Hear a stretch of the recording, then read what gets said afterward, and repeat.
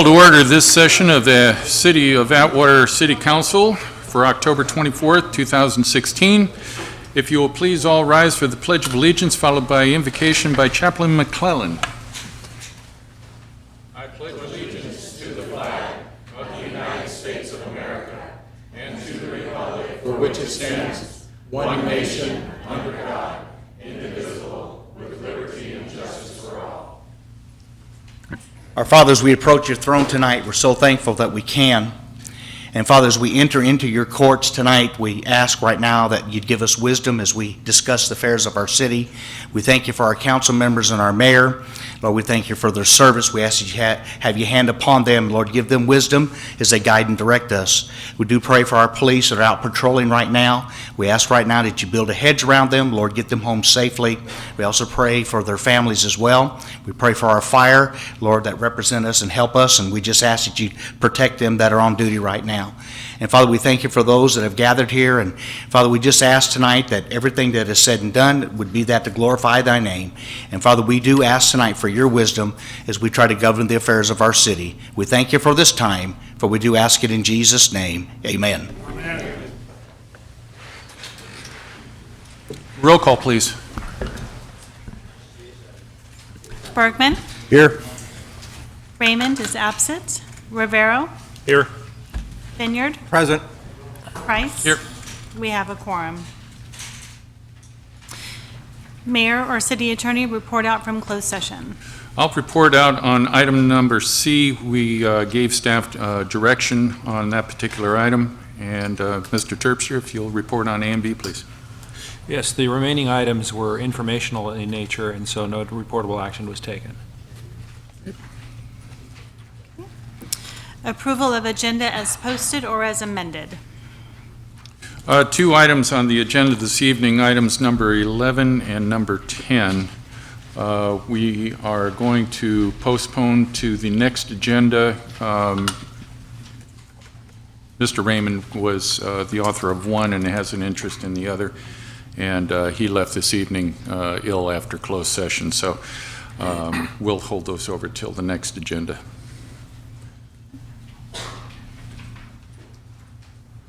And I'd make a motion to the amending of the agenda unless there's any other items that anybody else has. I'll make a motion. Second. Okay. Call for the question. Rivero. Yes. Vineyard. Yes. Bergman. Yes. Price. Yes. The motion passes. Ceremonial matters, certificates for Joe Rivero, Yosemite High School teacher. Let's do Jeff Rivero tonight. Jeff Rivero, sorry. Jeff?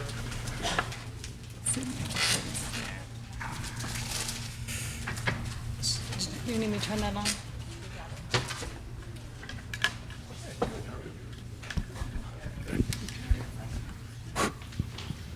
Hi, Jeff.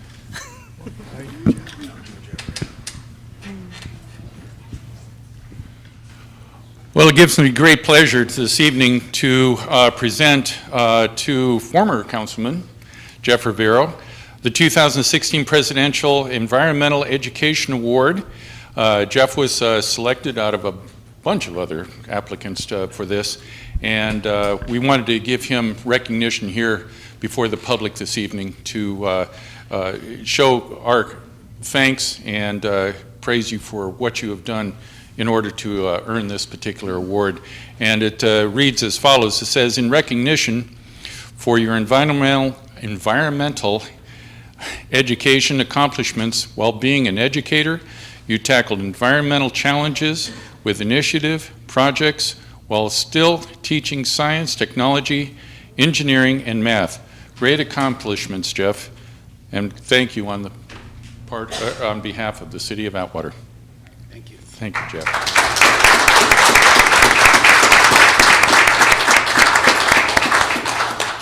One thing that I said when I was in Washington, D.C. is it does have my name on it, but to tell you the truth, it was a team effort.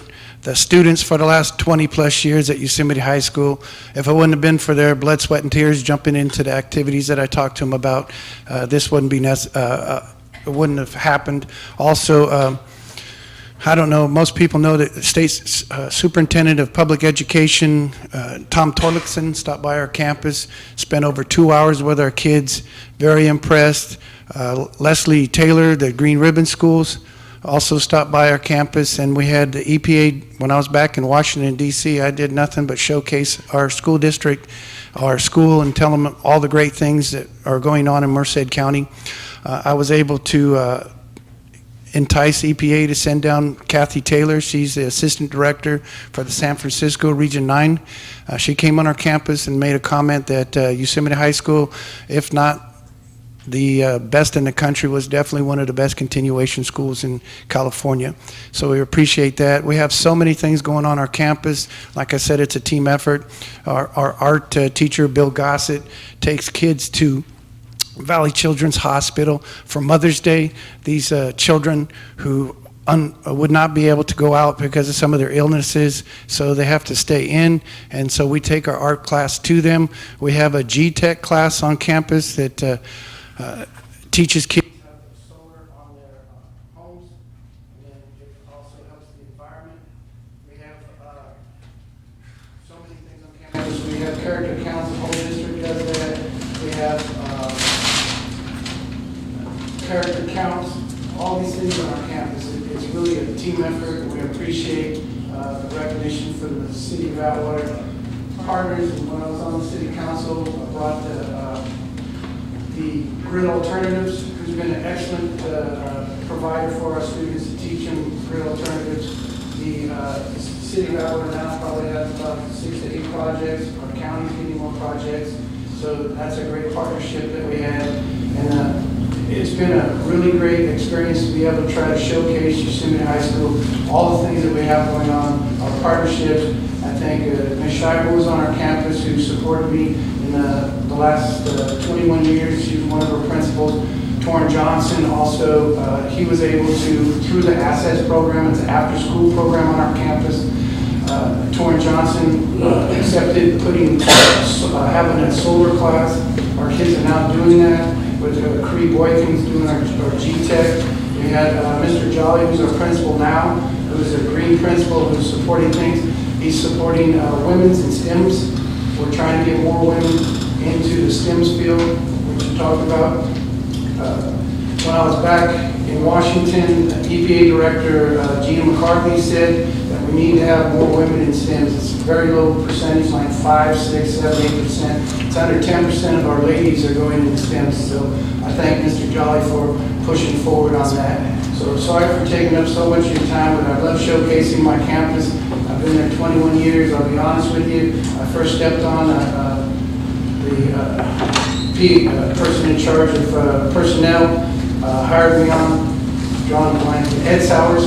So I appreciate him hiring me, but the goal was to skip to another campus and take a coaching position there. But after my first year, 21 years later, I wouldn't go anywhere else. So thank you for this award, thank you for your time, and thank you for allowing me to showcase Yosemite High School.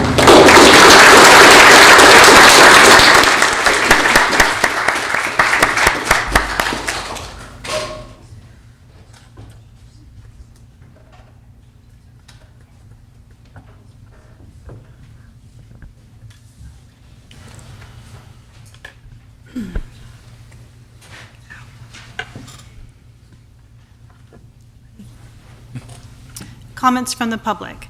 At this time, any person may comment on any item which is not on the agenda.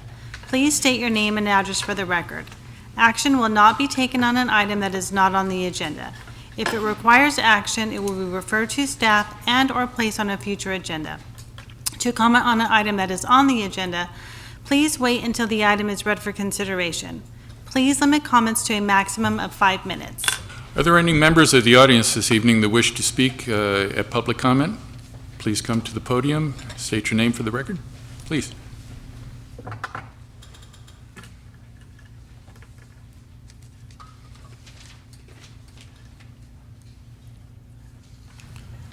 Good evening, Mayor Price, council members, and Atwater residents. My name is Amy Taylor. I am the county librarian for Merced County Library System. I am here today to let you know about a new program available at the Atwater Library called 1,000 Books Before Kindergarten.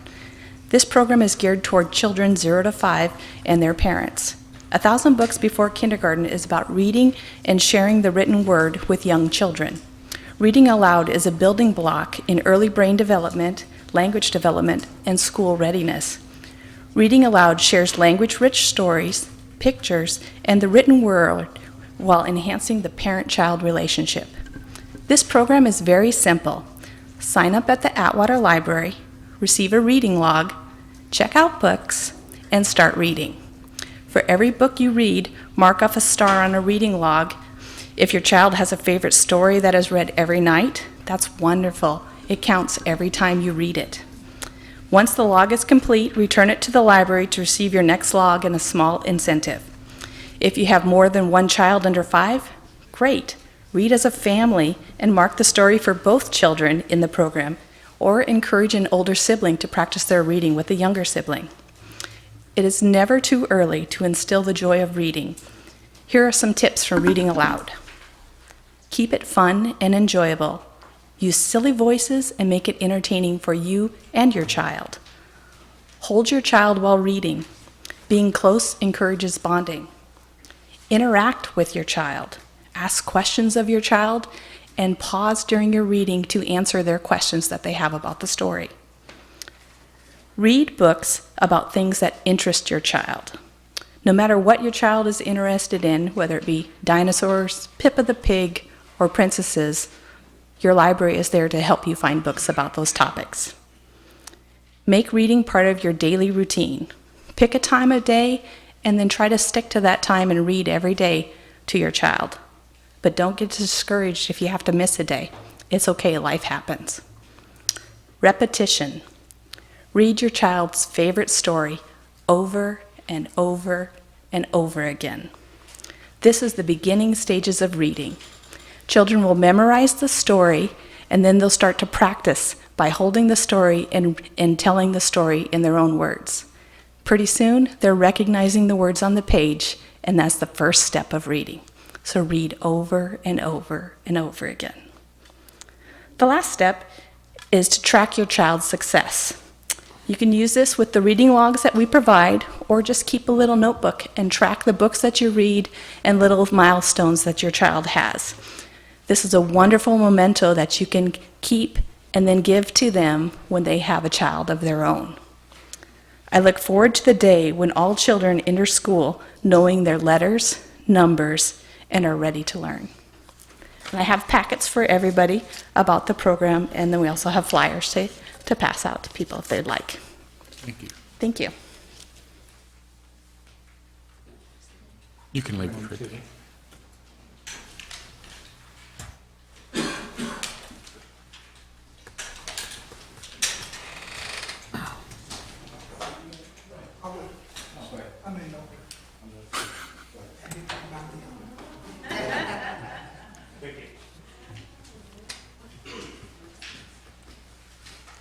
Real quick, Rigo Espinoza, 328 Live Oak, Livingston, California.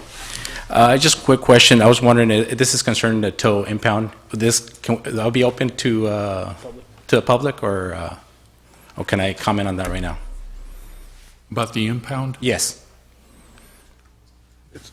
Pedro? Open to the public? It's going to be open to the public? No, it's a closed impound yard in our city. No. I'm talking about it's a matter right now in the ordinance. Is that going to be open to discussion right now? It's not on this agenda. Is it on closed session? Or, I mean, it's on, It's no, it's not even on the agenda. not- There you go.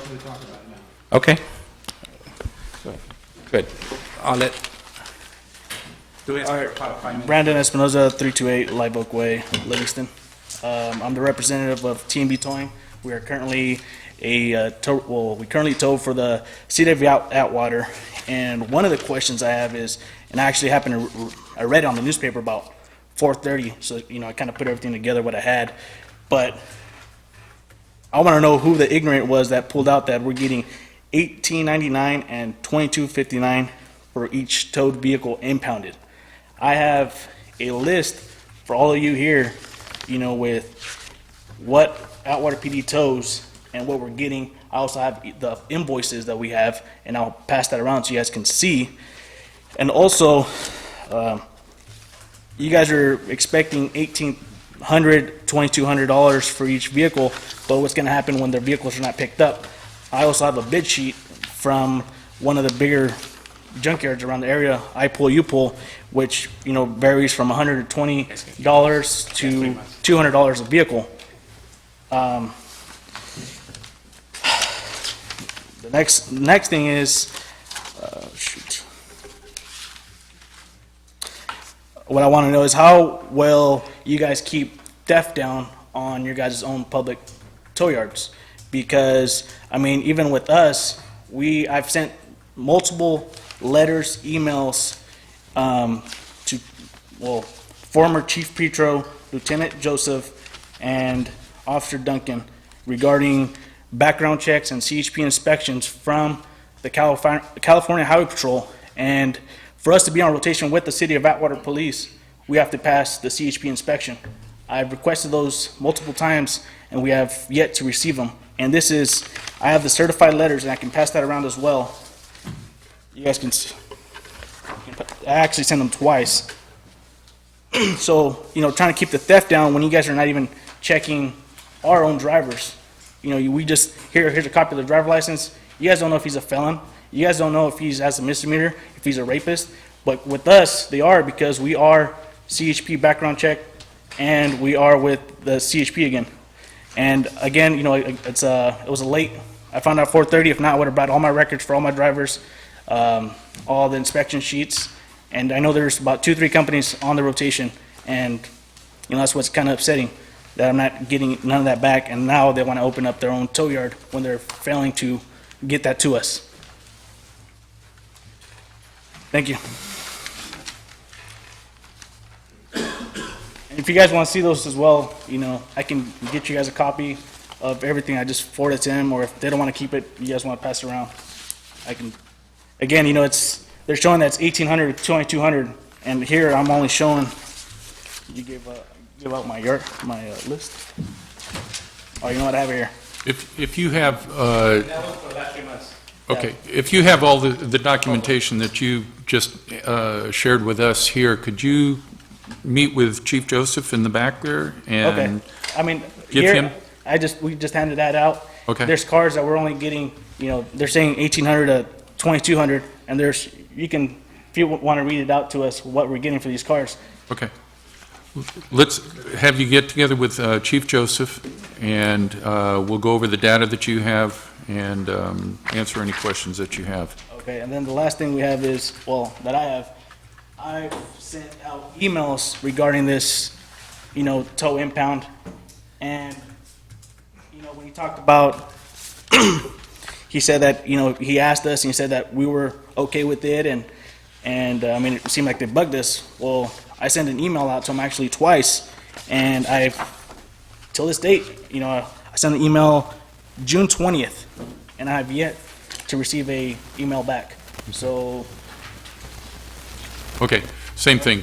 Same thing. Meet with Chief Joseph right now. He's in the back, and give him all the documentation if you have any. If he needs some, I'll let him take this right here. okay, and then also for future references, what would be the best bet to get an actual response back from any of you, from Joseph? What would it be? Email, certified letter? I've made phone calls to make meetings before. I can't get a meeting with any of, back then was Petro or Joseph. I would suggest asking which would be the best to get in contact with Chief. Ask him what is the best contact number or whatever with him. Okay, thank you. Okay? And thank you for bringing that information to us. It was Rigo Espinoza, 328 Live Oak Way, Livingston. I'm owner of Always Towing. I have the same issues. They're saying that they were trying to get a hold of us to, on the paper that we just read, it said that we were happy that you guys were getting an impound yard. Well, the last meeting, as I recall, that we had with Atwater, if we had a meeting, you call a meeting, 1 minute or 3 minutes, here's a contract, you want it, sign it, and quote my words, oh, by the way, we're getting an impound yard, see you later, sign this.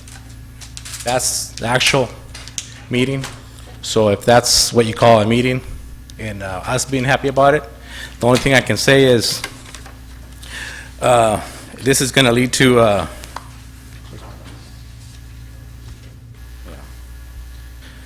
it's going to create a conflict of interest with the city of Atwater. You're going to see more lawsuits between the people and you guys. That's the only thing I can see right now. You guys are trying to make more money, but at the end of the day, you guys are going to see more lawsuits. And also, it's going to lead to city employees' theft and corruption. Yeah, we've seen it all different cities that try to do it, and just told you so. That's the only thing I can say.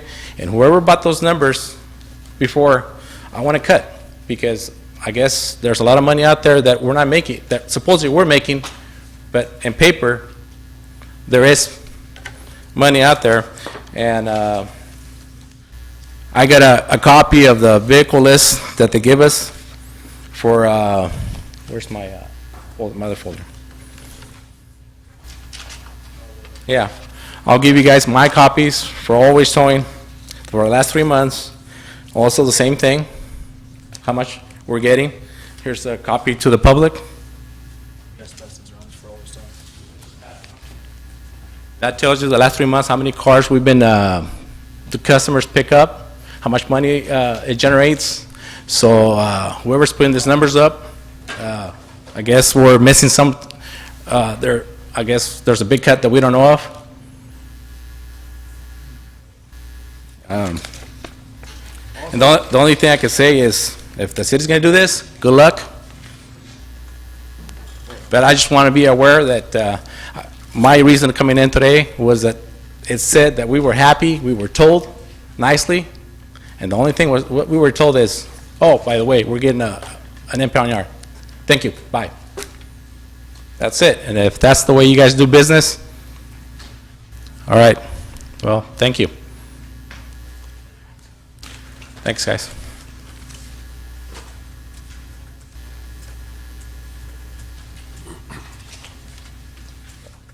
You guys are welcome to look at the 180s.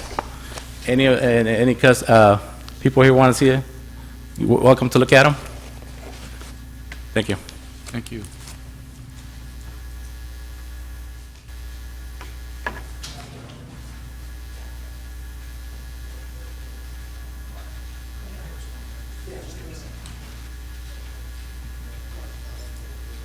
Adam Reed, 1520 Fruitland Avenue.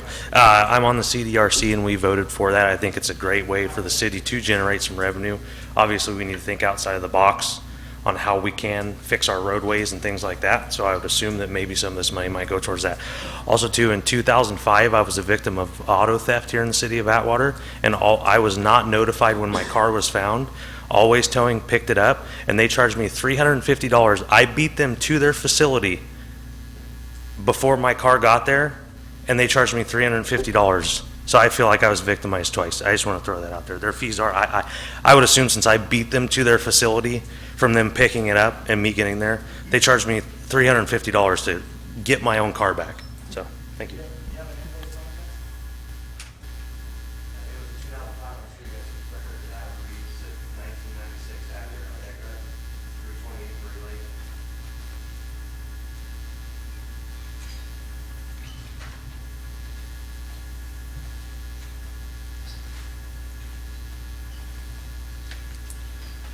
Good evening, Mayor, Council Member, Manager, Attorney. Frank Johnson, Modesto, Stanislaus County, NAACP 1048. We've been doing some serious investigations, and it's come across my desk that the city of Atwater, with the taxpayers' money, has spent for over a couple years, close to $250,000 to $500,000 on one employee who never worked a single day.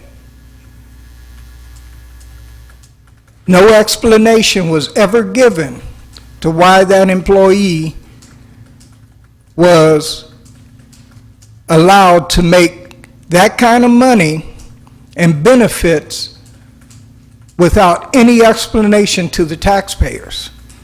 This incident took place a couple years ago, and we are going to do a Freedom of Information Act, right down to the district attorney, to find out why no explanation for so much money wasn't ever given. Thank you. Thank you, Mr. Johnson.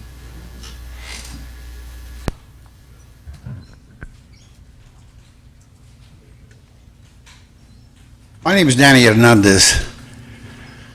I live in 1904 Canal Drive in Atwater.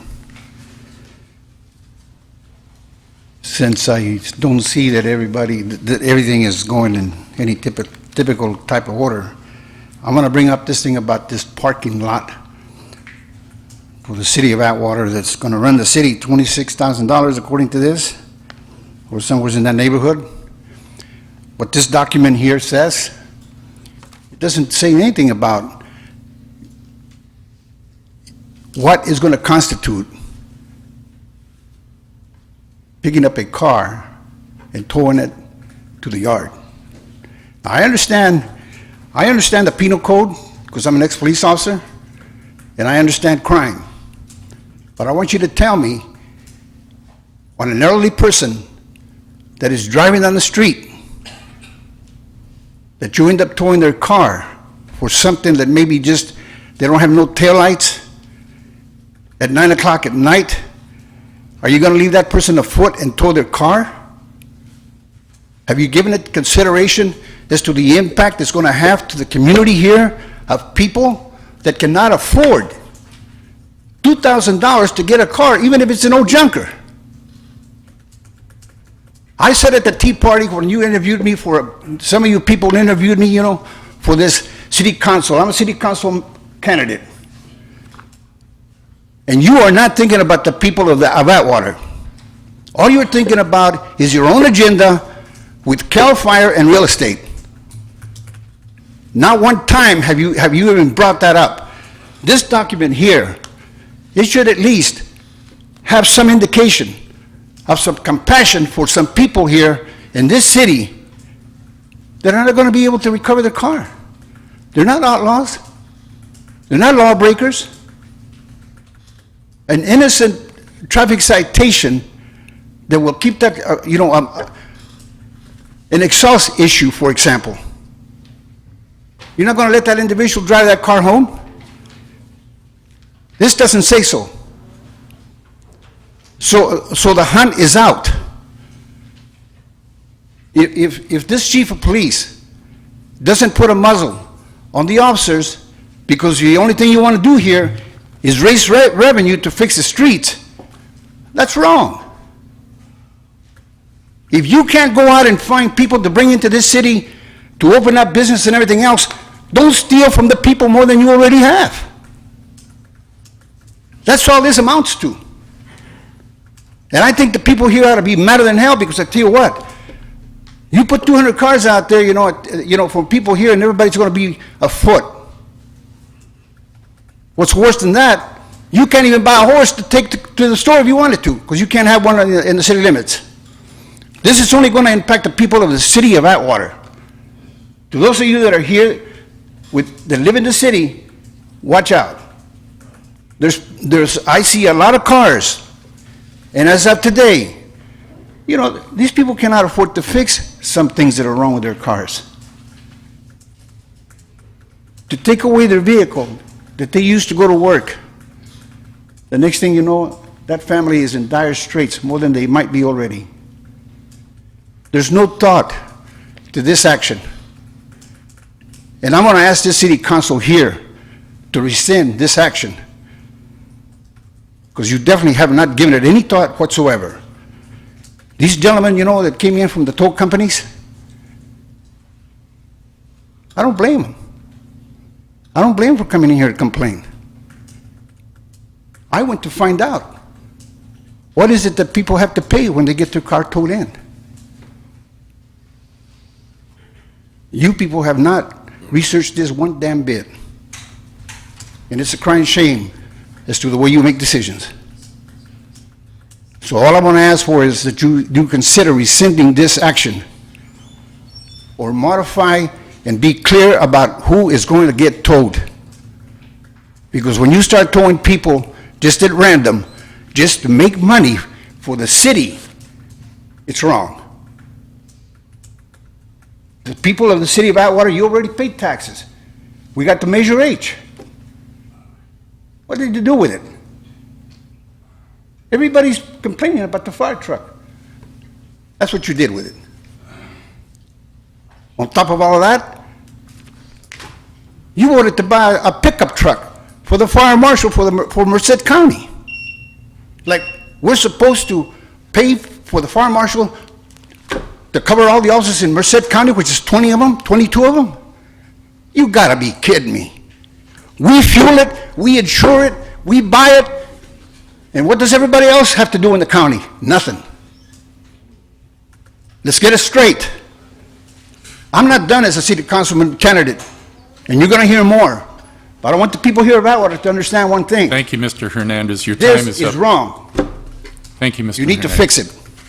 Thank you.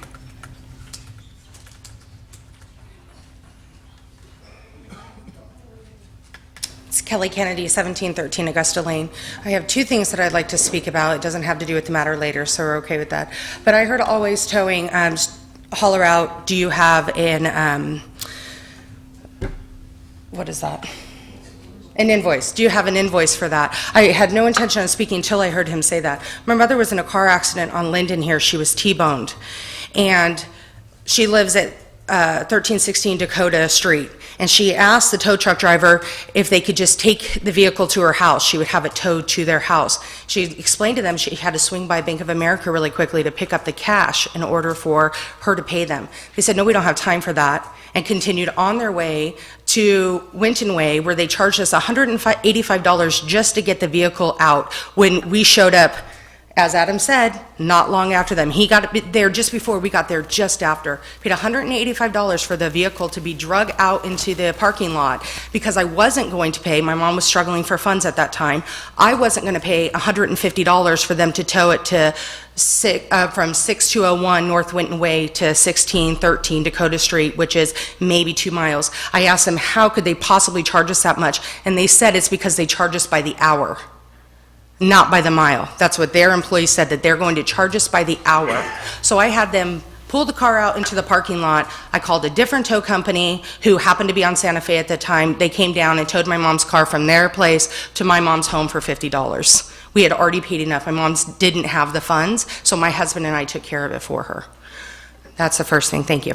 The second thing, it was brought to my attention because I overheard it in a grocery store. As some of you know, I spoke on October the 10th regarding the sale of the park. And then it was confirmed through somebody, through the city, that some of you feel that I had to be coached by Mr. Krodik with my comments and concerns that I had with regards to the sale of the park and with my issues with the Atwater Elementary School District. I just want to assure you, one, I've never met the man a day in my life. He just happened to sit next to me at the council meeting. I know of him because who doesn't? He's been in the community for so long. I don't have to be coached by anyone. I'm very capable of formulating my own opinions and expressing them to you. So for those of you who believe that, I'm very, very disappointed in you. Really, that's all I have to say. I'm very disappointed.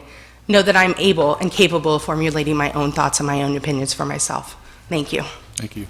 Mr. Rivera? I have a question too, because I had asked that before I voted on that issue too, because I heard one gentleman say something about the people that were going to be towed down there, and I voted on it only because I was told that it was only going to be if they were impounded for, I believe it was like drunk driving or something with drugs, that the average person they broke down was not going to be towed down there and charged these type of fees. And so once again, I'm going to reaffirm that. Is that the case? Interim Chief, where you at? He's outside. The 30-day impound storage is for 30-day storage only. Somebody gets a drunk driving arrest, it's a one-day storage, it goes back to the tow companies. The only thing that the interim chief is proposing is a 30-day storage. That'll be for people that are driving with a suspended driver's license or no driver's license at all. All the other tows will be going back to the original tow companies. We'll still keep everybody on the rotation. So somebody that doesn't have a tail light out, not going to get the car stored, they're going to get a citation. Somebody that got arrested for drunk driving, unless they're what they call 14-6, which is a suspended license, the car will be towed for 1 day. Thank you for that clarification. Can I address that, please? Quickly.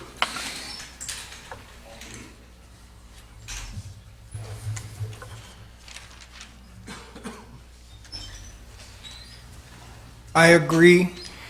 Those with suspended license, it is a 30-day impoundment. But many cities, police chiefs, council have come to an agreement. Those who are not suspended and have never had a license and are coming home from work, and we know we're talking about undocumented people who work in the fields, who can't afford to lose their car, women that have been set on the side of the road at 12 and 1 o'clock in the morning with their children coming from work. There was an agreement that they would not impound their cars, but they would cite them. So, yeah, this is leading down the road to a bigger issue.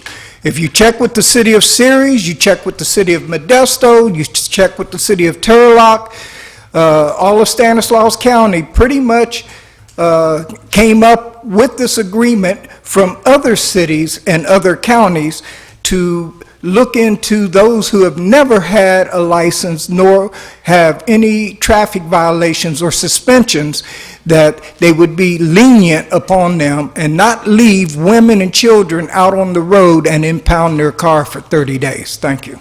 Thank you.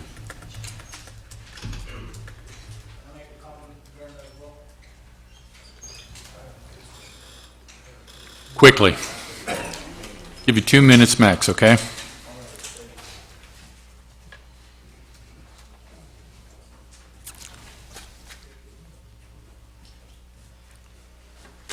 All right, I got a question. So I got these Atwater PD CHP 1As talking about the 30 days, that only the 30 days will be impounded into the city of Atwater. Petro, so what's the definition of a 12500? Unlicensed driver. Okay, what's a 14602? Suspended license. Okay, what's the difference between the both? What's the difference between a suspended license and no driver's license? Okay, a 12500, is that a 30 That's an day? unlicensed driver. Okay, but will that be impounded for 30 days or 1 day? No, it's a 1 day. Okay, because all my 180s. Mr. Johnson hit it right on the head. Okay, all my 180s here, you're saying that all the ones to the city of Atwater are gonna be the 30 days. I have here 12500s that are still getting put on top, 30-day holds. But they're released. Those are released under a post-storage hearing after that. Yes, So- but who's gonna make the decision when it comes down that, okay, he's a license, but we're putting here on the storage authority 146? Well, Then- if he's 14-6, that's what they're going to put as a storage section for the I have paperwork 180s. here that says otherwise. Well, but the cars are being released under a post-storage hearing. We have a post-storage hearing officer, so if it's a 12500 unlicensed driver, the car is being released. Okay, but what I'm asking is, he's gonna put 30-day hold on it, but on the, says arrest or section, it's gonna put 12500, storage authority is 146. It makes no sense. No, it doesn't make any sense at all. Okay, well, that's where your officers are putting, and they're still putting 30-day hold. So are those going to, will those go to my yard, or are those going to your yard, if they're 12500? 12500 to go into your yard. Okay, but my question is why they're still putting 30 days, and they're gonna do it, most likely if this goes through, they're still gonna put it under 30-day hold, and guess what, it's still gonna go to your yard, but technically it's still 12500. But that doesn't make any sense. So provide all those copies to the interim chief, and we'll go All right. over it tomorrow morning. I'll give those to him. That's ridiculous. If 12500 is a one-day storage, you know that, and Mr. Johnson hit it right on the head. Yeah, but I mean, you guys 14-6 is have their to own start checking your officers on the paperwork wise, so you guys sign off on them. I agree. Thank you. Anyone else wishing to address the city council? Seeing none, next agenda item. Consent calendar. Background information has been provided on all matters listed under the consent calendar, and these items are considered to be routine. All items under the consent calendar are normally approved by one motion. If discussion is requested on any item, that item will be removed from the consent calendar for separate action. Are there any items on the consent calendar that any member of the City Council would like to remove for separate consideration? Mr. Vineyard. Number 4, please. Number 4, okay. Any others? If not, we'll entertain a motion for the remainder. Move to approve as amended. Second. Okay. Are there any items that any member of the audience would like to address on the consent calendar? Seeing none? Oh, yes, sir. We're going to be bringing that up. Okay. Call for the question. Vineyard, Yes. Rivera, Yes. Bergman, Yes. Price? Yes. The motion passes. Okay, Item 4 is petitions and communications, Valley Christian Chapel.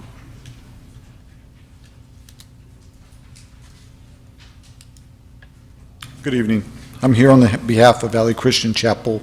Every year we do a harvest festival for the public. It's a free event that's offered to the public. I'm here to request that for the city's approval to close off the street between Broadway and Cedar.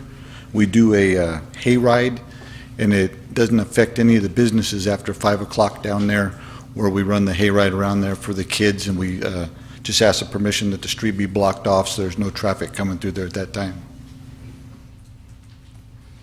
Mr. Vineyard? My only concern was, have you talked to Mr. Ferretta about getting barricades? Is that Well, what you're that's- requesting, is barricades? Or Yeah, usually when we- are you requesting something like from the volunteers to be there? Well, no, we don't, we take care of it all of ourselves. This is like our 4th year doing it. Right. And we come, and then it usually goes over to the traffic division, and they bring the barricades down there usually the day before, and then we put them up, block the street off, and then at the end of the night, we pull them all back down. That was my only concern. I just wanted to make sure all those hoops were followed. Thank you very much. Yeah, thank you. Okay. Motion to approve. Second. Motion to approve in a second. Call for the question. Rivera, Yes. Vineyard, Yes. Bergman, Yes, Price? Yes. The motion passes. thank you. You're welcome. Thank you. Funding and budget matters. Treasurer's report for the month of September 2016. Mr. Heller. Good evening, Mayor and Councilman. Before you is the Treasurer's report for September. The bond payment is going out tomorrow morning for the waste treatment plant in the form of $1.9 million.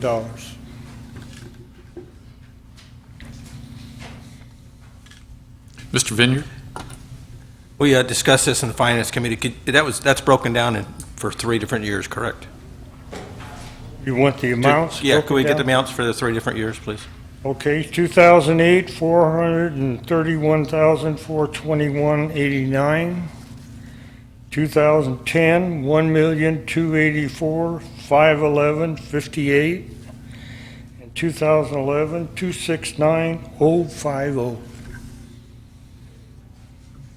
Thank you. Any other questions or comments from Mr. Heller? If not, entertain a motion. So moved. Second. Call for the question. Bergman, Yes. Vineyard, Yes. Rivera, Yes. Price? Yes. The motion passes. City Attorney reports, verbal report regarding possible transition of city council elections from current at-large system to district elections. Mr. Terpstra. Yes, very quickly on this, Mr. Mayor, members of the council. At the first meeting in December, when we have the new council sworn in, we would like to conduct a short presentation on the issue of district elections versus at-large elections. Councilmember Raymond is absent. We'll have a new council sworn in December. It will be our recommendation that we begin that process of outlining the process and procedures for transitioning to district elections in view of very aggressive public interest litigation up and down the valley on this subject. So that is our report. It would be something we would either schedule in the form of a workshop or that we would schedule in the form of an agenda item to be determined by staff, given the complexity of the item. But suffice to say that we believe that it's time to begin looking at that issue, to get public input on that issue, and to formulate a plan for moving forward. Are there any questions or comments for Mr. Terpstra? Anyone from the audience have any comments or questions?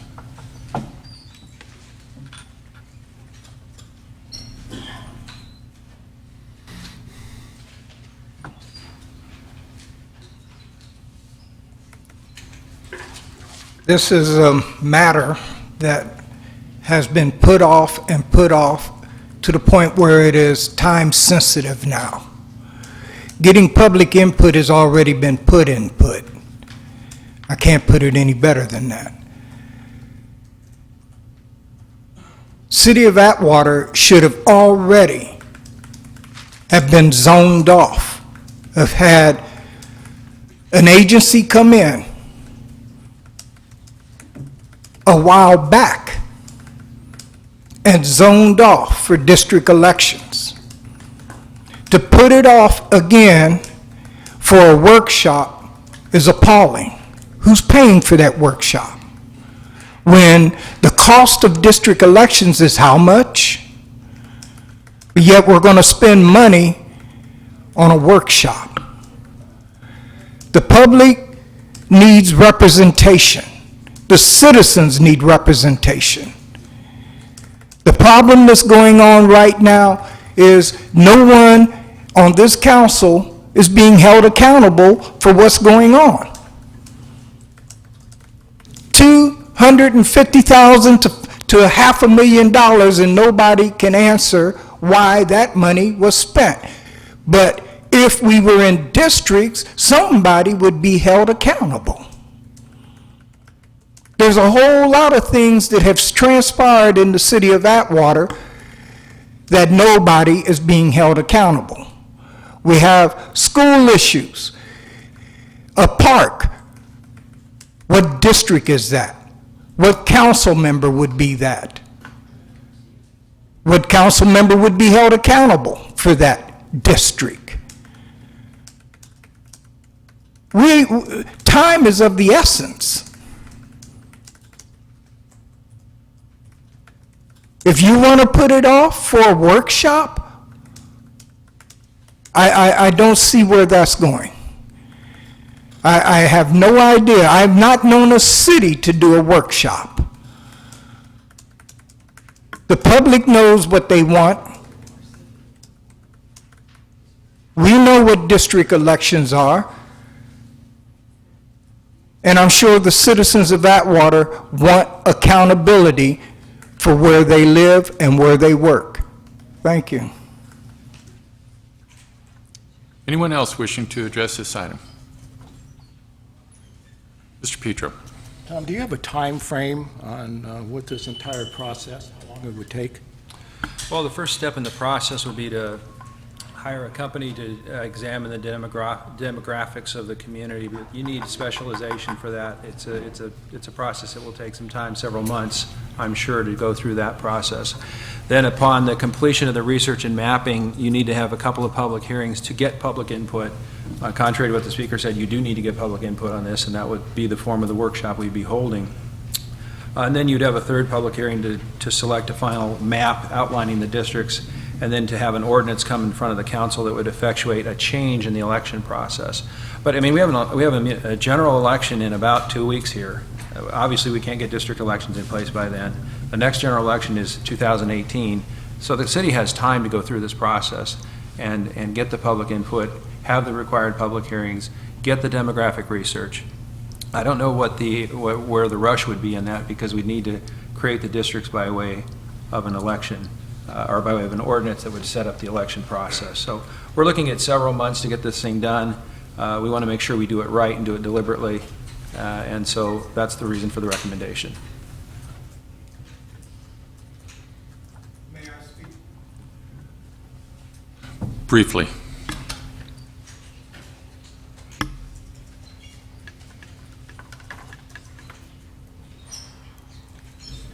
I was here a couple months ago, and I brought up district elections. If the mapping would have been done and an agency brought in, then the workshop and public input would be pertinent. But to put the workshop before anything else that is done, you know the city is subject for a lawsuit. You've put it off, now you want to put it off till after the elections. That allows at large. The purpose of me coming here months ago was to make sure that mapping was in the process. Since then, there has been no process, and only last meeting was there any conversation on it in closed session, to my understanding. So the problem with this is the city has taken too long to move forward on something that now you're saying we're going to hold off until after the elections. Again, that allows council to be at large and no one is being held accountable. Then that process will take another 6 to 7 months before it even goes back to the public. By that time, somebody else on council is going to run. So I see where this is going. It's a stall tactic.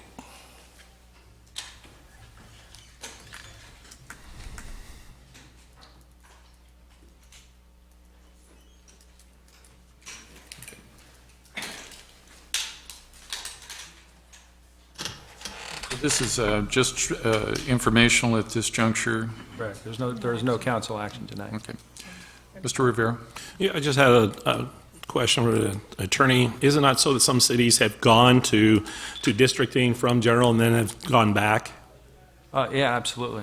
Okay, so it's not a case where this must be done, because there's been this flip-flop back and forth. In fact, one of the points I heard here tonight in support for districting really goes against the issue over here. They're talking about the park issue. Because in a situation like the park, the one person might vote the wrong way or might vote the right way, but the other four vote the wrong way. So you don't have any retaliation or recourse to get those off that voted the wrong way. You can only reward the one that voted the right way from your district, even though all of us are making the decision for a park or for a school or for a road. So what it does is it limits your ability and your power. It's the power. It's been happening all over America. These little bitty bits and pieces where right now you can vote for 4 council members. You have 4 council members you can vote for. That's 100% right there. You can get rid of any of us that you don't like what you're doing and what we're doing. But you go to districting, your council member might be doing the right thing. The other ones aren't. You'll never get rid of them. So they'll keep doing it wrong. So they've stolen 3/4 of your power as the voting members. Another issue too is require, and I know some council members want this because it makes it so much easier. It's much harder to go around the whole entire city and talk to a lot of people. But hey, if you have your own little area, it's so much easier. Now I don't have to do it. It's also so much easier for special interests to say, here, we're just putting this much money for you. I mean, there's all these issues that people have to look at. And one more last thing is, if that's what the public wants, great. But it needs to go to a vote, because that's what these other cities have done. They've let the people decide. The council themselves haven't decided. And if that's what people want, then that's what the people should have.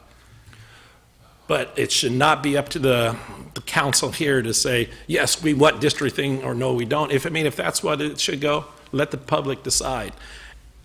But the public needs to know, because I've seen too where cities, I've talked to other individuals, where they didn't let the information out about how much of the power of their vote was being lost. So if we're going to do this, let's do it right. Let people know the pros and the cons. But like I said, just the one issue of just the park. If I was in that district and that was my area, I did the right thing. The other ones didn't. You can't change things. So anyway, that's just my input. And so I hope, and I won't be here because I'm stepping off the council, but I hope that the council at that time allows, if they're going to go in that route, the public to decide if they want to give that up or if they want to go for districting. Anyway, thank you. Councilman Rivera, that's the reason for the, That is misinformation all the way around. well, in Is this a debate? in order to have some sense of order here. Hold hold No, on, you Mr. can't- you Johnson. can't call a No, point of order. no, Only members no, of the members council of the can call a audience point can't of call a order. point of order. So, here's the thing. This is exactly why we want to have a workshop on this, so that people get all the information and can make the decision. But I suspect that if we asked Mr. Johnson tonight if he would be willing to abide by a vote of the people of Atwater whether they wanted to go to district elections, he would probably say yes today. But tomorrow he would say, if you don't do it, even if the people want it 99% to 1 not to go to district elections, they would still institute litigation to force the city to do so by ordinance. That's what we need to understand tonight. Well, if you're willing to abide by that, Mr. Johnson, listen. The people said they didn't want it. That's the people. if they were willing to abide by that, that wouldn't be a big problem. Let's not have a floor debate here, okay? I think, this is a discussion that's going to carry on, and so we're not going to decide it tonight here. This is strictly informational at this juncture, so we'll keep it at that for the moment, and we'll readdress this at a later date. Any other comments from the council? Next agenda item. Public hearing, waiving the second reading and adopting ordinance number CS 978, repealing and reenacting Title 15, Buildings and Construction of the Atwater Municipal Code. Good evening, Mayor, members of the council. Mark Prada, Chief Building Official. This is your triannual building code adoption. It's done statewide. Every municipality statewide has to go through the same process.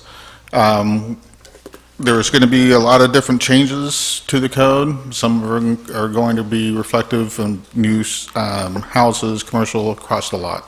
So we've been doing a lot of homework and keeping up with the new changes that are coming out.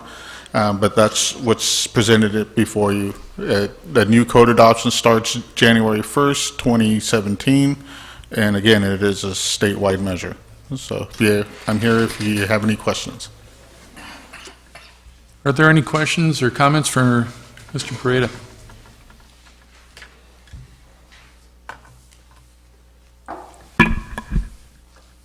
Entertain a motion. Oh, I'm sorry, Mr. Vineyard.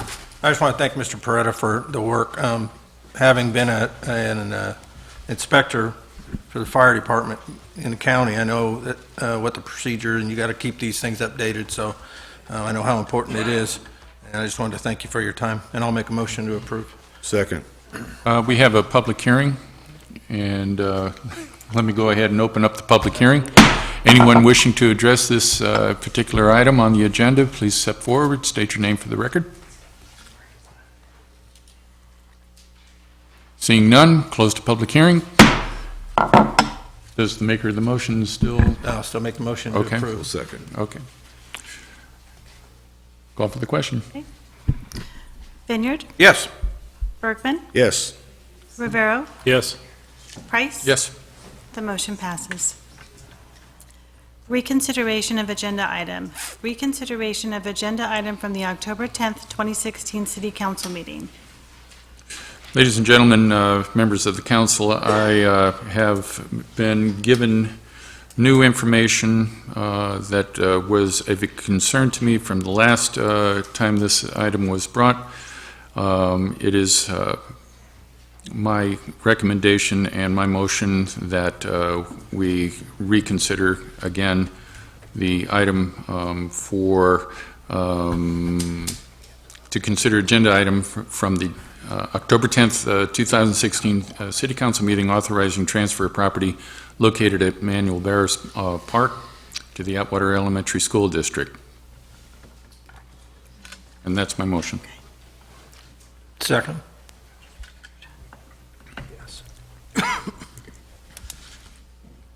Call for the question. Rivero, Yes. Bergman, Yes. Vineyard, Yes. Price. Yes. The motion passes. Okay. Reports and presentations from staff. Authorizing purchase and sale agreement for transfer of property located at Manuel Barrows Park to the Atwater Elementary School District. Mr. McBride. Thank you, Mayor, council members, public in attendance tonight. As you're aware, we did provide a discussion of this at your last meeting. I wanted to just show quickly to the public and the council the proposed remainder that would be the city maintained portion of the area, and also remind the council and the public that the district and the city will still have a memorandum of understanding for the use of the other facilities. What I have for you tonight, Mayor, is kind of an overview of the proposed site plan for the school. I'll try to get it up here on the document station.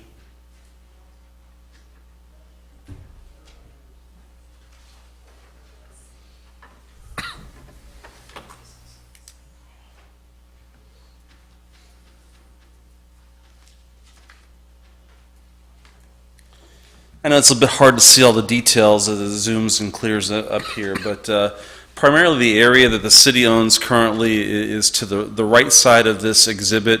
You can kind of get a sense of where Schaefer Road is, the north property boundary for the school district, where Lakeview Drive is.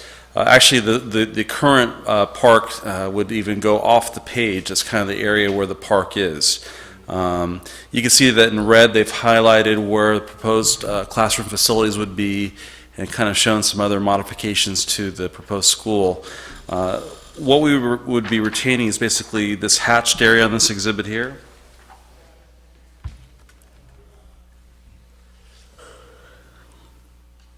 This essentially provides for the city to maintain the small playground equipment, the park benches, the lighting that's there.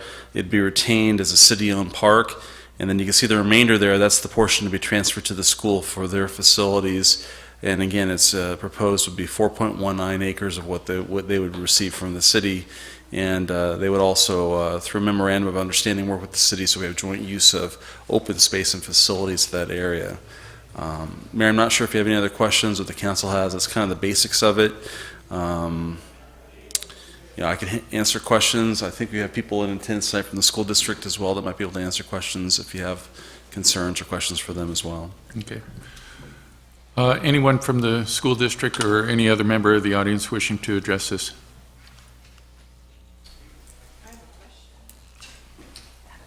Okay.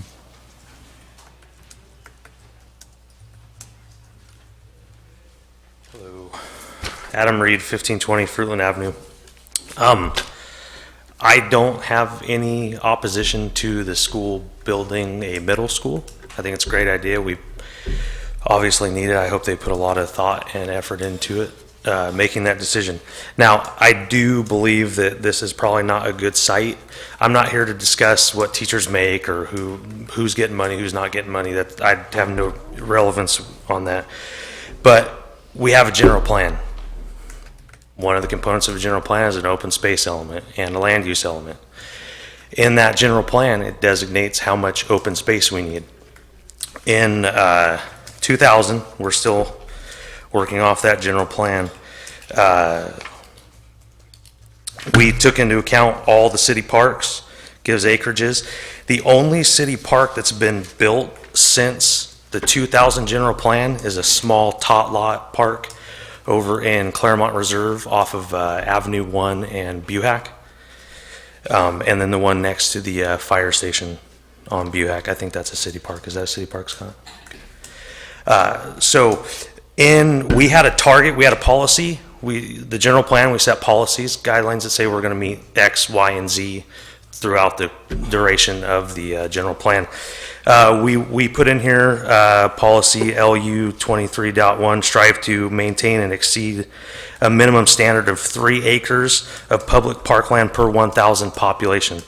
Now, based on our current population, 28,160, well, that's the census population, 2010s were a little bit more, but I use that, with 77.21 acre parks taken from our general plan, we're only hitting 2.76 acres per 1,000 residents. So we haven't met our goal. We haven't come close to it. So we're still working on that. Also, too, the state issues guidelines for general plans that say, these are the kinds of things that you need to incorporate into it. The state says the open space element of the general plan will promote the retention of open space and recreation purposes.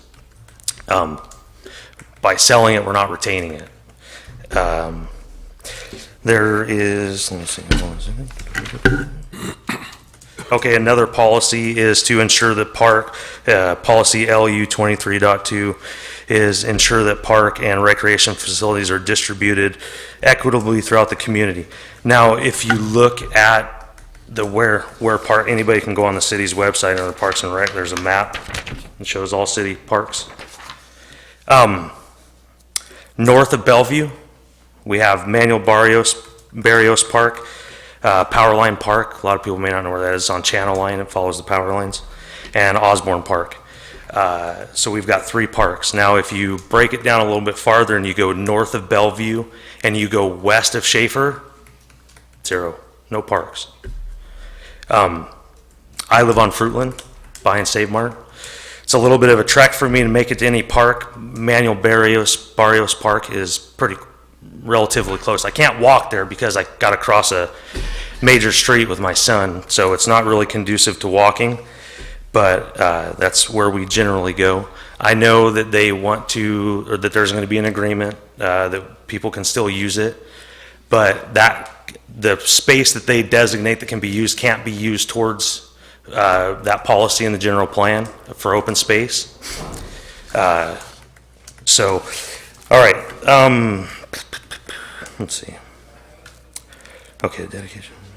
Okay, the other thing, last point would be, in 1988, Lou Steiner developed Schaefer Lakes East.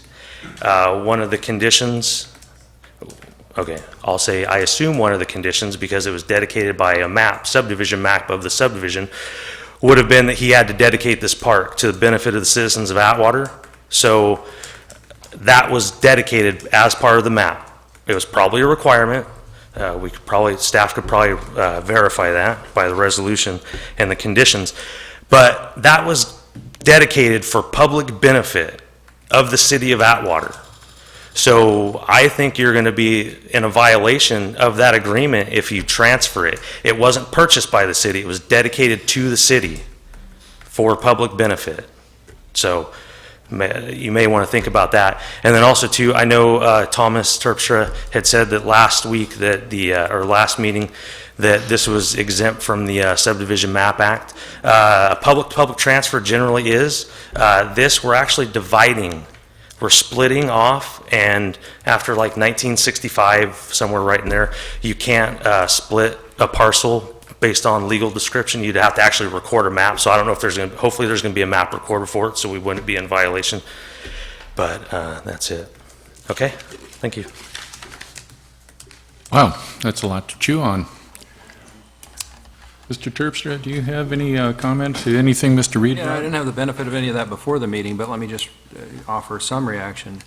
On the MAP Act issue, conveyances to and from a public agency are exempt from the MAP Act, and it's my opinion, whether it's a division of land or whether it's a grafting onto another parcel. I don't think it makes a difference under 66-412, but I could be wrong. We'll take a look at that after the meeting. On the issue of dedication, ordinarily, if it's done on a map, there's usually no stipulations. There's no dedication agreement, there's no purchase and sale agreement, and there's no deed that would restrict the use. It's generally public interest and public use is very broadly defined. So I don't think you have a problem there either, but I'm happy to look at that should the council vote to proceed. It is subject in a form and substance satisfactory to the city attorney on the agenda, so I can take a look at those 2 issues after the meeting, should the council decide to move forward with it this evening.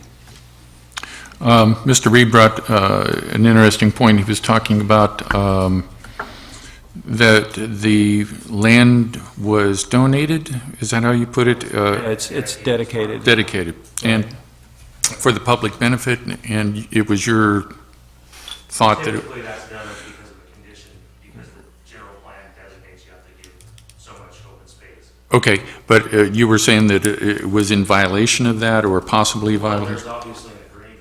Right. Between Okay. Lou Steiner and the city.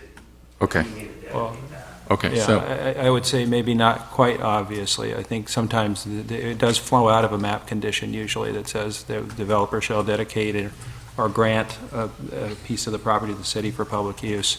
And so public use, as I said, is broadly defined. There's no agreement that I know of, especially if it was done on the map itself. So if there's just a notation on the map that this section or lot number or highlighted section is dedicated to the city of Atwater on the map. That's typically how minor dedications are handled. So again, I don't see that as a problem in moving forward, but I'm happy to look at the issue, having just been apprised of it. I'm happy to look at it after the council decides whether they want to take action. Certainly it will be subject to resolving those issues. Scott, how much park will be left in acreage should this transfer go through? The city would retain, let's see, I'm trying to see if I see it on the map here. It's just about a quarter of an acre, I believe. Half an acre. Yeah. Okay, and how much is it going to absorb? Again, I can't see real good with my... Yeah, so the remainder is about a quarter of an acre. The portion will be transferred, as you can see, well, it's on there, I can see it. I'm sorry, it's 0.55 acres. Okay. Yeah, 24,125 square feet, and then the remainder the school district would have would be 4.19 acres, 182,733 square feet. Okay.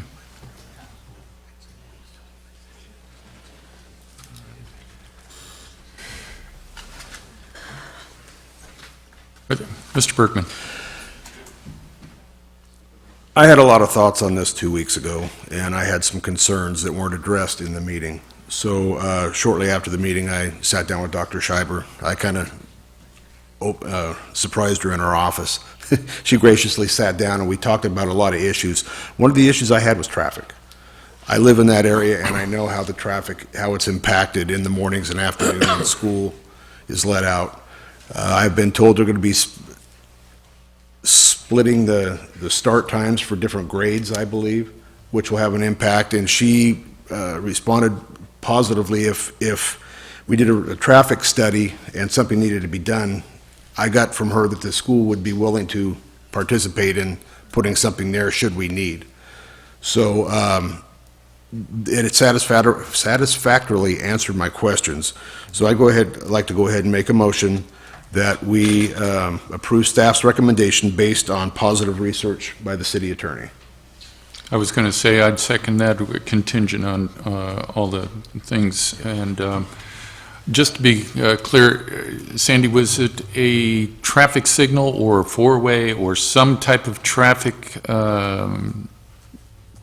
control that you were willing to discuss or to install?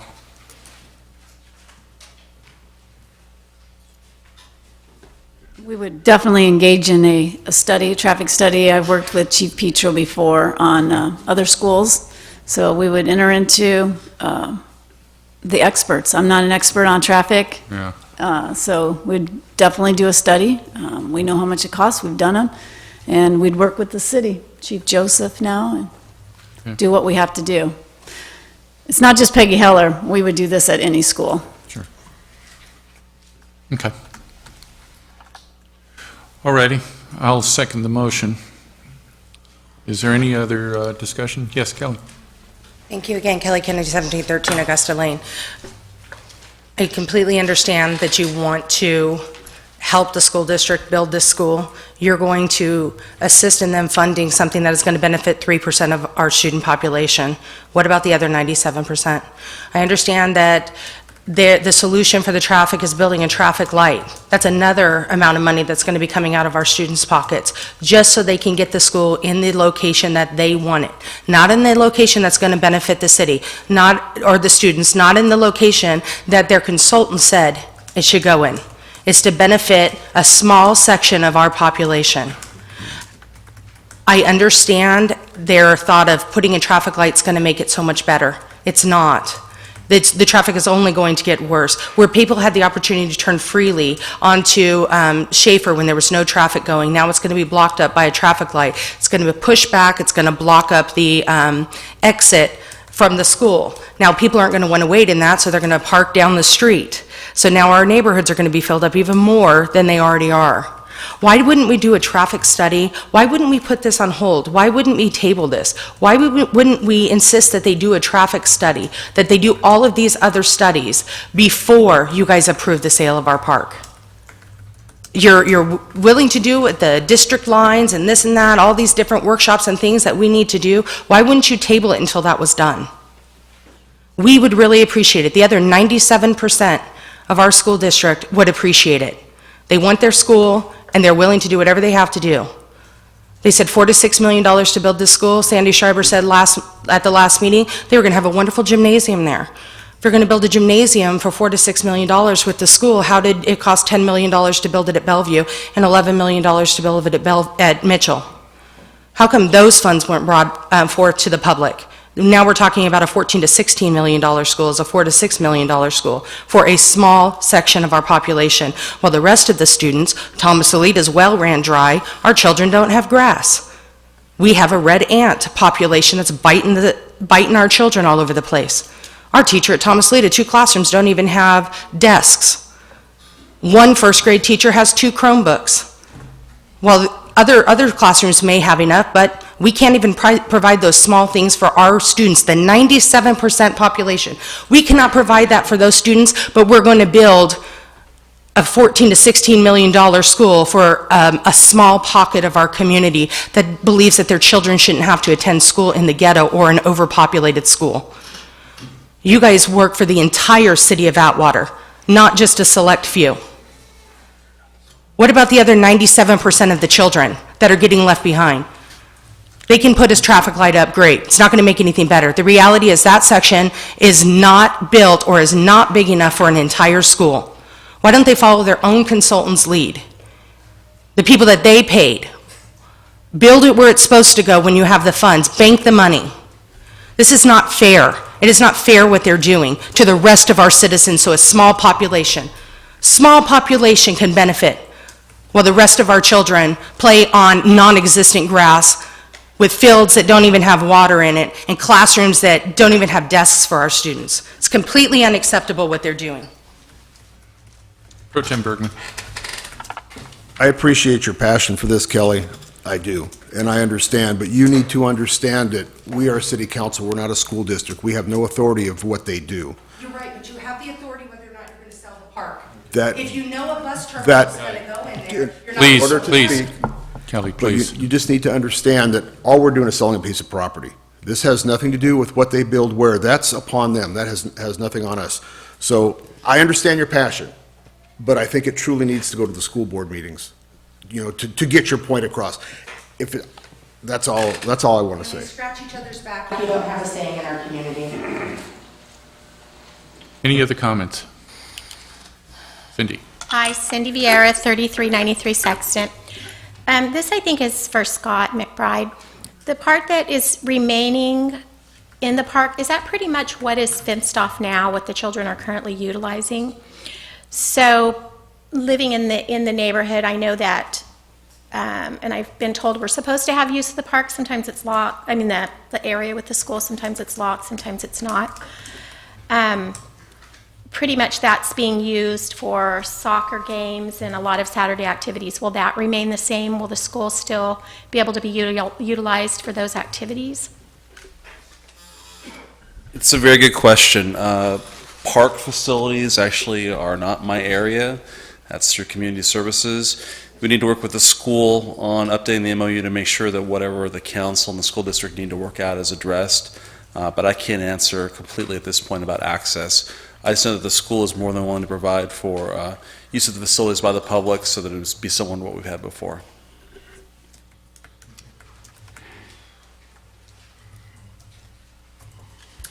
Elena Ridge, 1809 White Pines Court. I have a question about this. So as you know, through school systems, usually we need to expand. I don't know if this is going to be expandable. I've had the privilege of having my kids in 3 of Atwater schools, Buhack, Peggy Heller, and Thomas Alita, and I love them all. But we always need to expand. Even just at our Thomas Alita last year, we couldn't have TK until this year. We could finally expand a little bit, add some things, and make some room. Is this going to be expandable? Is this really ideal for our school system to be able to spread? And second, are we even moving in that direction as a city towards Winton in this direction? It's my opinion, of course, that we're moving in a completely different direction. Wouldn't we want more schools where the population's going to be growing? I myself, as a millennial, you know, bringing up children in this day, as in just purchasing in Atwater, I think I'd like to see more land being developed for, you know, the future of our populations, also going out more towards Avenue 1 or even towards the McSwain area. So I don't know if this land is enough, if that's a lot. I can't really picture 4 acres or a little over 4 acres in my head, but, and then, like she said, it's gated off already in a public park area. I don't understand that. How you can gate off a public park if we can't get in it, if it's for the public. So those are my questions, and that's all I have.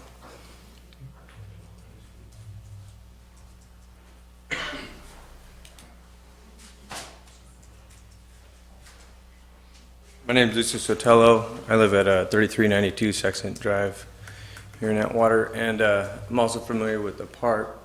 So right now, Lot B, it only really gets used in the summertime, or right now for soccer. It's the only time it gets used. Nobody goes out there. There's very few people, I'll say very few people that go out there to do anything. And when they do, they go to, there's a football field on this side, and that's where they go because this side of the field isn't maintained by the city. The school, they cut the grass, but that's it. There's just as many red ants there as anywhere else in our city. So complaining about red ants is a joke. And then not only that, but if we do bring a gym and other things to facilitate these kids, this park area will be used year-round instead of just one little, like, you know, just for a short period of time in the year. And as far as the 3%, I think that's misguided too, because there's a lot of people that want to bring their kid to Piggy Heller, and it you know, it allows people to actually come in and come to our school. You know, and if we live by the park, we all know that we're going to have to deal with traffic, no matter what. If we buy a house near a school, expect some traffic. Foot traffic, vehicles, what have you, buses, doesn't really matter. And that's my opinion. Thank you. Anyone else? Any other comments from anyone on the council? Mr. Barrero. Thank you, Mr. Mayor. And I'm not an engineer, but it doesn't take much brain power to figure out that it's not just a stoplight that's needed there.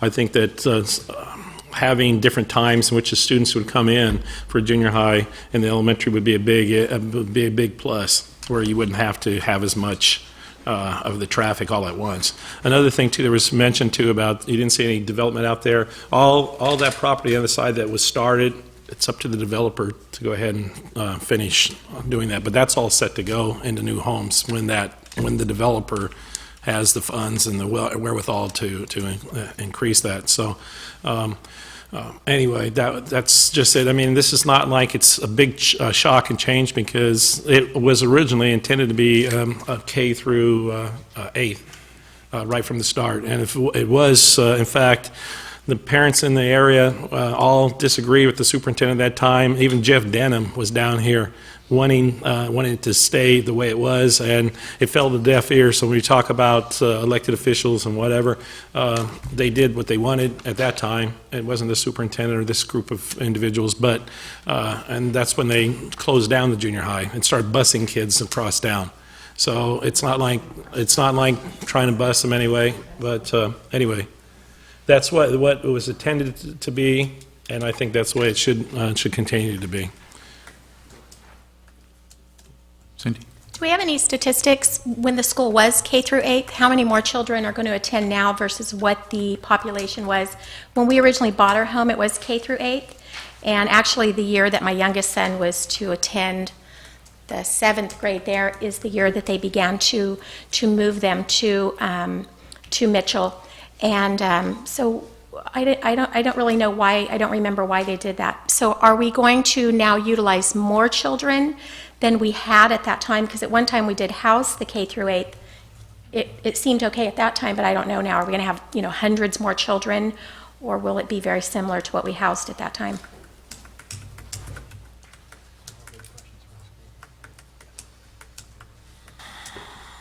Well, all of our schools are bigger. For some reason, people are coming to this, I shouldn't say that way. All of our schools, we have a growth problem from TK all the way up. Right now, this is addressing our middle school population. I don't have the numbers off the top of my head, but if I had to say, I'm sure there will be more students there than when it was a K-8 before, because every school in our district is larger than it was back in 2008 when they closed the school. I wasn't, last meeting I was a little uncomfortable because a lot of the discussion was items that should be addressed at one of our board meetings and not here. So I wanted to try to keep it positive, and I wrote something that I hope sheds some light on why we are doing this. We have a growth problem again, TK up. We've added 4 new portable classrooms to cover the growth at 2 of our schools this year. Our biggest issue right now is the growth of our 5th grade, we're calling it a 5th grade bubble. And those students will be at the junior high here real soon. It's already a large impacted school. So with that, I'd like to read this so that I hope everyone is on the same page as to why we are in this discussion. It's not my goal to ever bring conflict to the city. We have a wonderful working relationship, school district and the city. So with that, I'm speaking tonight regarding what I consider a wonderful opportunity both for Atwater Elementary School District and the city of Atwater. By working together, we can have a win-win for both the school district and the city. By allowing the school district to purchase Manuel Barrios Park, the city will gain a beautiful gymnasium, which the city needs. The city will gain an additional ball diamond, which the city needs. And the city will have an improved regulation soccer field. The school district's children will be able to attend a middle school that is not impacted, and the school district can spend money on modernization at our middle school instead of on growth. And when I say that, we have been very fiscally responsible over the last few years. And of course, the state has been very good to us as far as funding. And we've put money aside for modernization for our Mitchell Senior Middle School. And we've also put money aside knowing that we would have this bubble as far as middle school students here in a year or two. So we have put money aside to do modernization at Mitchell Senior and for the expansion. If we do not expand at another school, at Peggy Heller, then we will have to put that money into Mitchell Senior for growth versus modernization.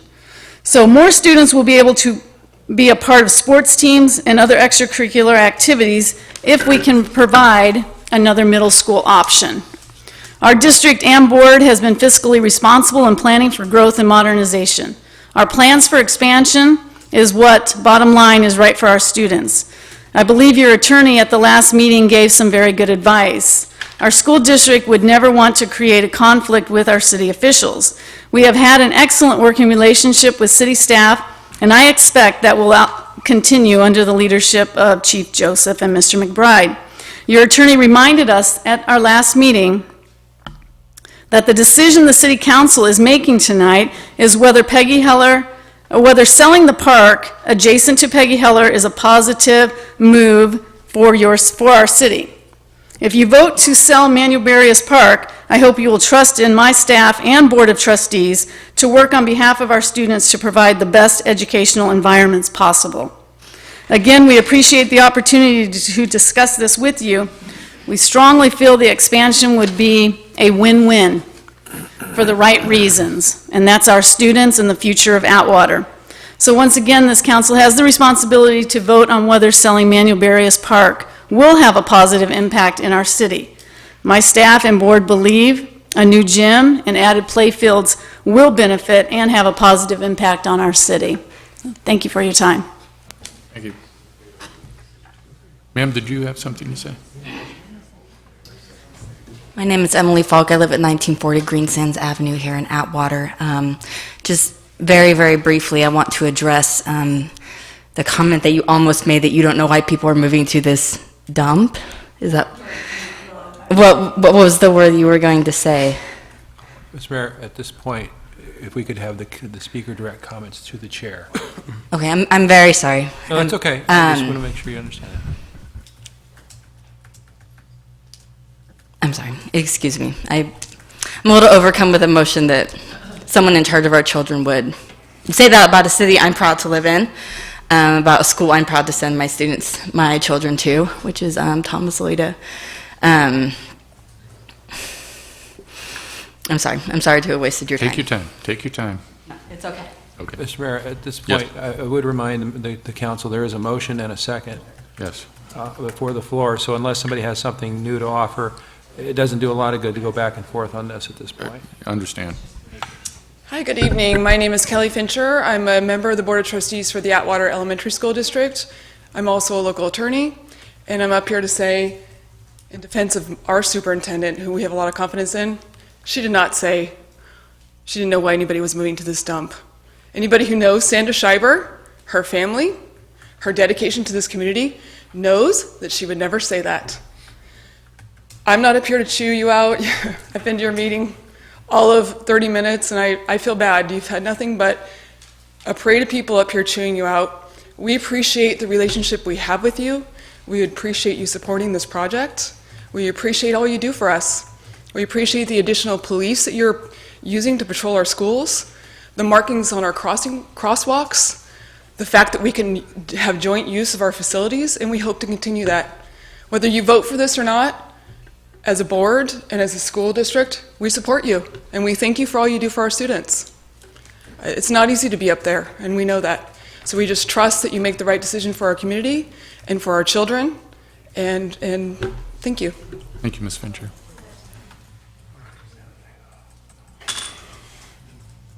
Once again, I just want to ask a question to the lady. My name is Danny Hernandez. You can't do that, Mr. Hernandez. It has to come through the chair. Okay, to the chair. Can I come up here and... No, you have to address your comment To you? to me. Okay, to you.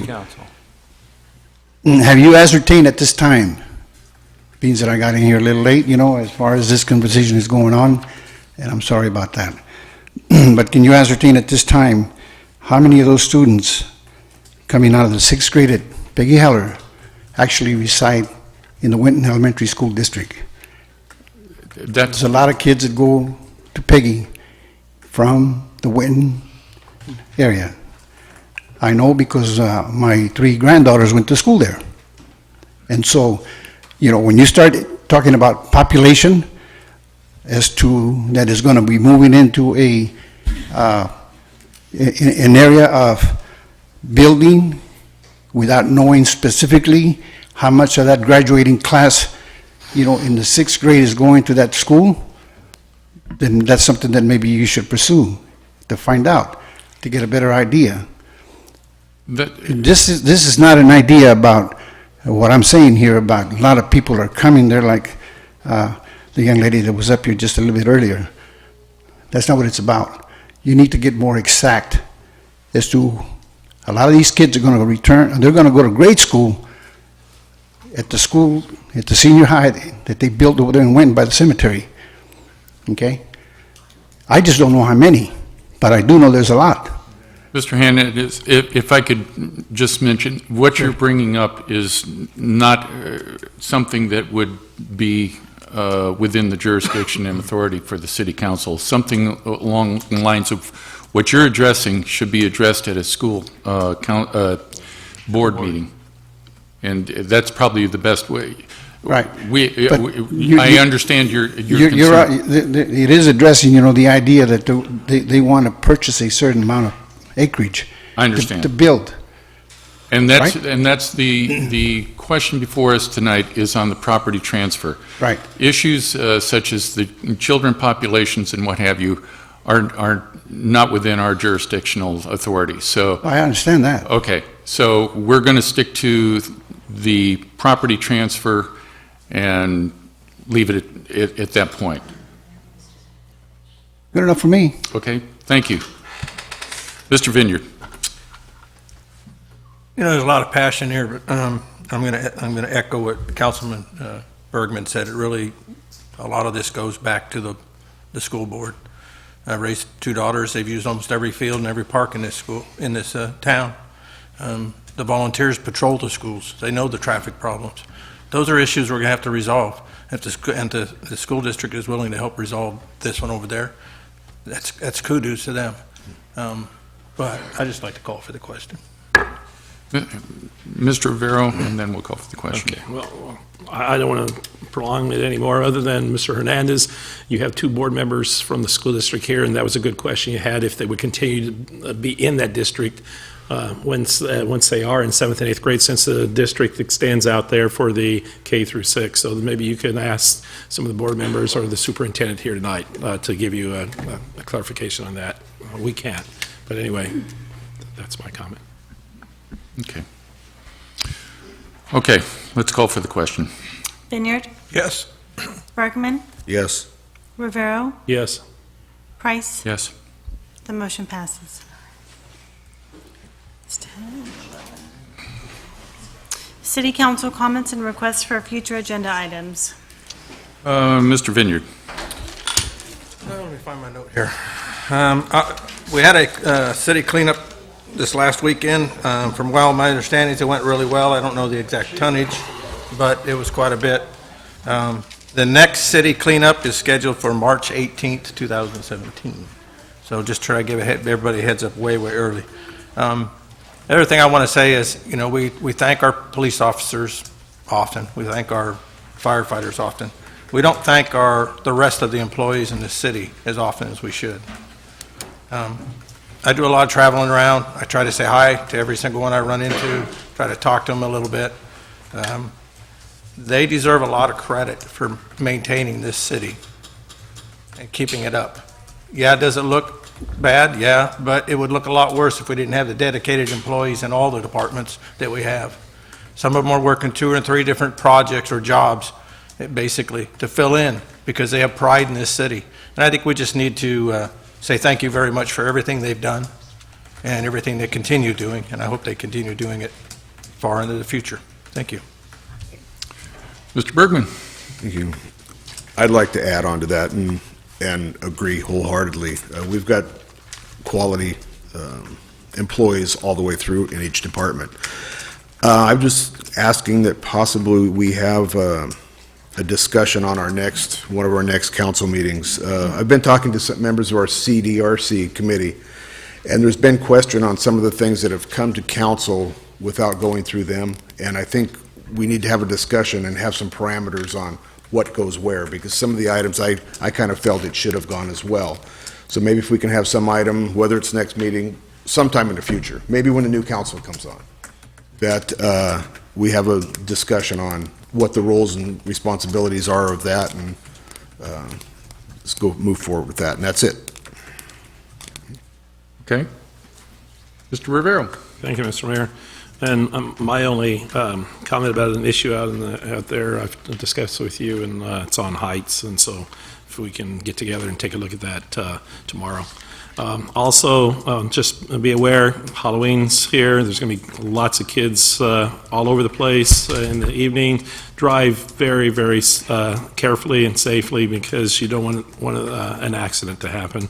Also, we have something coming up that's, I tell all my students, it's one of the biggest, most important things that you can do as the adult when they grow up, is to go out and vote. We have an election coming up. Look through it. There's a lot of issues out there. There are a lot of propositions. Make sure you take the time, read through it, decide on a candidate. Candidates, I think all of them are pretty available. If I would suggest that if you can, go around and talk to all of them. Find out who you like. what their issues are, what your issues are. This is a very important time. America is facing a lot of things. I mean, even at the national level, when you're seeing things that I haven't seen before. So let's at the grassroots level, everybody go out there, talk to the candidates, look at those issues, and make a well-informed decision. Thank you. Thank you. And I'd like to just add to that also, you know, locally here, we've got 4 candidates for city council, and all 4 of them are here tonight. So if anybody here has a question for them, now's the chance to get them before they head to the parking lot, right? There you go. I wanted to also recognize an Atwater resident today who is partaking in honor flight to Washington, D.C., Joe Bistaglio. He is a Korean War veteran, and he and his caretaker took off this morning from Fresno, headed back to Washington, D.C. to go to the memorial, and he'll be returning on Wednesday. And if you know who Joe is, you know, sometime if you see him, let him know that we appreciate his service to his country. Veterans are one of the most treasured people on the face of the earth, and Joe Bistaglio is one of them. And so he took off today, and man, when he comes back, having participated in 2 of these honor flights, I tell you, he's going to be like a 5-year-old kid when he comes off that aircraft, believe me. Wanted to also remind folks of the dangers of these canals we have around here. For a long time, they've gone without any water, and now they have some water in them. And I know that folks have probably seen in the newspapers or what have you, the news reports that child out in Delhi was found to have drowned in the canal out there today.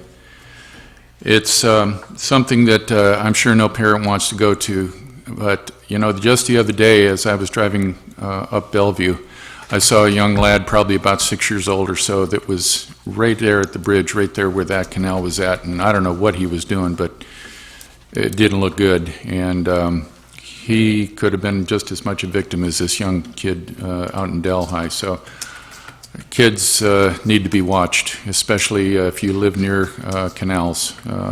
Something about canals just draws them in. So let's be real cognizant of that. It's a big deal, just like what Mr. Rivero said also about the Halloween. They love to dress up all head to toe in black and then run across the street. 10 foot tall and bulletproof, that's what they all think they are. So let's all be careful with that. Pro Tem Berkman. Yeah, I just had one other item I thought about, thinking what our next meeting is. There's a very important holiday that's going to be coming between now and our next meeting, and that's Veterans Day. I very much appreciate anybody that's put on the uniform and served and given us the rights that we have today. They have my sincere dedication and respect, and I just wanted to say thank you to all and just recognize that day. Absolutely. Okay. We're coming on also to the Cops and Fire for Kids. Start putting those dimes, nickels, quarters, bucks, all that stuff together, because we're going to go out and give a lot of kids a deserving Christmas here, okay? So think about that. Any other comments or second thoughts from anybody? Veterans Park, is that on the 11th? We're in the ceremony? Yes. Yeah, I just wanted to comment about, Veterans Day, about the ceremony at Veterans Park, I believe is on the 11th. It starts at 4 o'clock. Great. Okay. With that, thank you for attending this evening. Thank you at home for watching us. This meeting is adjourned.